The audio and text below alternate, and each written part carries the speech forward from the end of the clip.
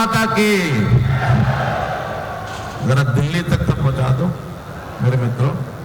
भारत माता की, भारत माता की। मंच पर विराजमान अपने देश के सुदृढ़ता के प्रतीक हमारे गृह मंत्री माननीय अमित शाह जी, देश में रेलवे का जाल फैलाने वाले, इंफ्रास्ट्रक्चर में देश को आगे बढ़ाने वाले, ऐसे हमारे यशस्वी रेलवे मंत्री श्री अश्विनी वैष्णव जी, हरियाणा सरकार में मेरे साथ deputy chief minister Shri Dushyant Chautala ji, केंद्र में राज्य मंत्री और जो आज की इस रैली के संयोजक भी हैं, फरीदाबाद से सांसद हैं माननीय श्री कृष्णपाल जी गुर्जर, पार्टी के हमारे प्रभारी जो पूर्व में मुख्यमंत्री भी रहे त्रिपुरा के माननीय श्री विप्लव देव जी, पार्टी के प्रदेश के हमारे अध्यक्ष श्री ओम प्रकाश धनखड़ जी, उपस्थित इतनी बड़ी संख्या में। आज हालांकि दिवाली के त्योहारों की श्रृंखला है, भाई दूज का त्योहार है, लेकिन फिर भी त्योहार के दिन पर इतनी बड़ी संख्या में हमारे इस लोकसभा क्षेत्र के उपस्थित बुजुर्गों, नौजवान साथियों, माताओं, बहनों, आप सबका बहुत बहुत अभिनंदन। हमारे पत्रकार, चित्रकार बंधुओं, कलाकार बंधुओं, जिस धरती पर आज हम विराजमान हैं, मैं माननीय गृह मंत्री जी को बताना चाहूंगा कि महाकवि सूरदास की ये धरती है और जो रैली स्थान है ये भी उनका जो जन्म स्थान है गांव सीही, उस गांव सीही का पार्ट है, इसलिए महाकवि सूरदास जी की ये धरती है। ये राजा नाहर सिंह जी का क्षेत्र माना जाता है, बाबा फरीद की यह धरती है। इस पवित्र धरती पर मैं माननीय गृह मंत्री जी का, माननीय रेलवे मंत्री जी का बहुत बहुत अभिनंदन करता हूं और सबका आपका स्वागत करता हूं। मित्रों, आज का दिन 27 अक्टूबर बहुत महत्व का दिन दो कारणों से है। एक तो आज ही के दिन 8 वर्ष पूर्ण होने जा रहे हैं अपनी हरियाणा की सरकार भारतीय जनता पार्टी। पहले 5 वर्ष हमने अपनी सरकार चलाई और अब 3 वर्ष से गठबंधन में जनता जेजेपी के साथ मिल करके हम ये जो अपनी सरकार चला रहे हैं। आज 27 अक्टूबर 8 वर्ष पूरे हुए हैं। इस अवसर पर मैं हरियाणा की जनता को बहुत बहुत बधाई और शुभकामना देता हूं। आज 27 अक्टूबर को और विशेषता है, हमारे बहुत ही कर्मठ, यशस्वी ऐसे नेता जिन्होंने हरियाणा में जनसंघ से समय से लेकर के और भारतीय जनता पार्टी की यात्रा में पूरा जीवन लगा दिया। 1951 में जनसंघ की स्थापना करने वालों में डॉक्टर मंगल सेन जी, उन्होंने 40 साल अपनी इस पार्टी के माध्यम से और मजबूती से संगठन को भी खड़ा किया।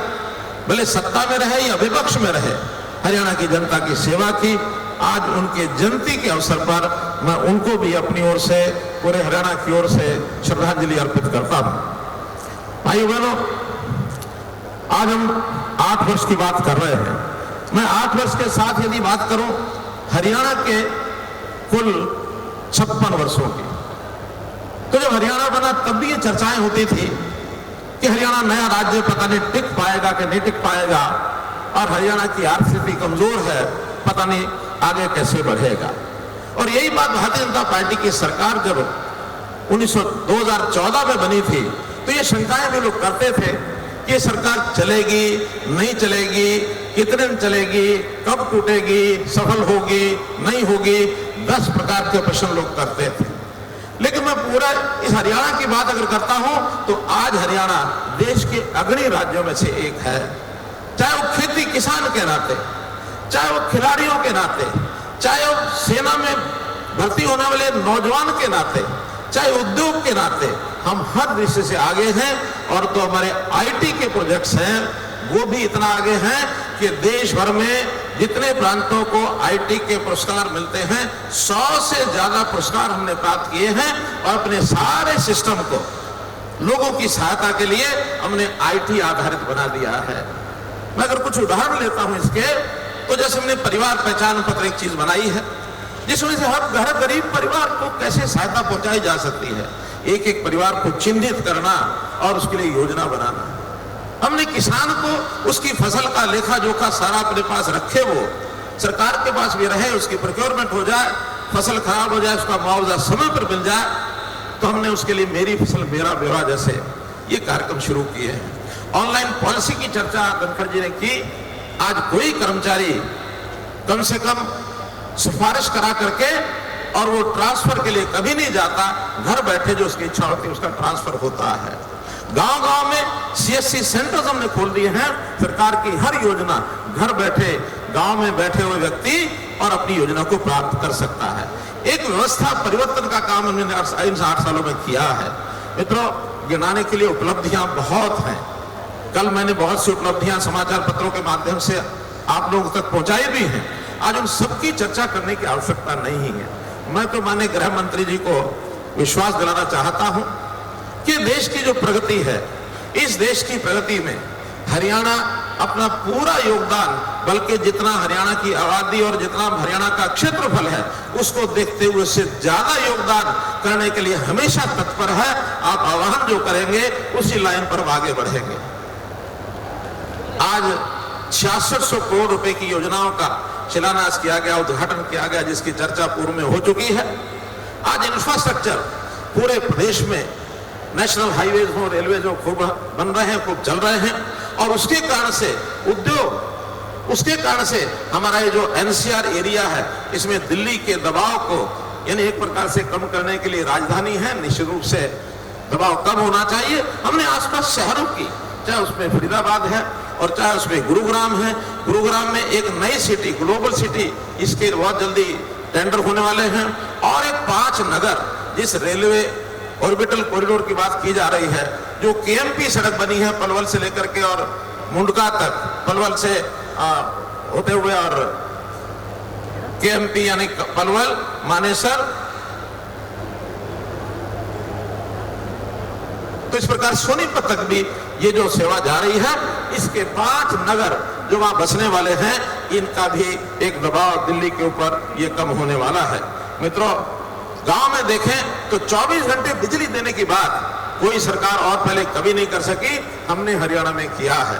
अगर मैं पिछले 48 सालों की सरकार का और 8 सालों की हमारी ये सरकारों की तुलना करता हूं तो 8 साल कहीं 48 साल पर भारी पड़ेंगे।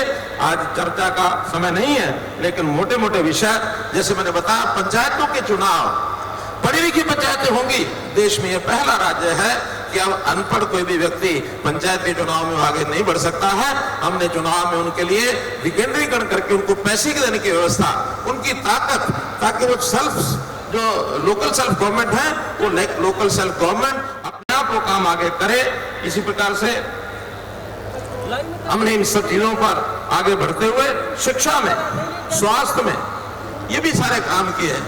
हमने नारा दिया है 3 C के साथ लड़ाई लड़नी है। वो 3 C है करप्शन, क्राइम और कास्ट। इन चीजों की लड़ाई लगातार लड़ रहे हैं, लगातार लड़ते रहेंगे। 5 चीजों में हम चीजों को आगे बढ़ाएंगे। 5S जिनकी हमने बढ़ोतरी की है। एक एक विषय पर बहुत बड़ी चर्चा की जा सकती है। शिक्षा है, स्वास्थ्य है, सुरक्षा है, स्वावलंबन है और स्वाभिमान है। इन 5 चीजों पर हम कोई भी कंप्रोमाइज नहीं करेंगे। हम सुरक्षा के नाते से बड़े बड़े जितने भी अपराधी हैं उनकी नकेल कस रहे हैं, बड़े बड़े गैंगस्टर हैं उनको एक प्रकार से एहसास करा रहे हैं कि इस प्रकार का धंधा हरियाणा में नहीं चलेगा। अगर आपने यहाँ रहना है तो एक ऐसा नागरिक जो मुख्य धारा में रह करके और एक नागरिक बनकर रहना है। अपराध करना हो तो हरियाणा की धरती पर अपराध नहीं कर सकते, बाहर जाके करेंगे। इस विषय पर भी लंबी चर्चा हमारी 2 दिन में होने वाली है। मैं पुनः आज अपने गृह मंत्री श्री अमित शाह जी और अपने रेलवे मंत्री इनका अभिनंदन करता हूं और मैं विश्वास दिलाता हूं कि देश के प्रधानमंत्री आदरणीय श्री नरेंद्र मोदी जी के नेतृत्व में जो भी केंद्र सरकार की ओर से हमको जो निर्देश दिए जाएंगे, जो आपकी अपेक्षा होगी उसके ऊपर हम खरा उतरेंगे। बहुत बहुत धन्यवाद, बहुत बहुत आभार।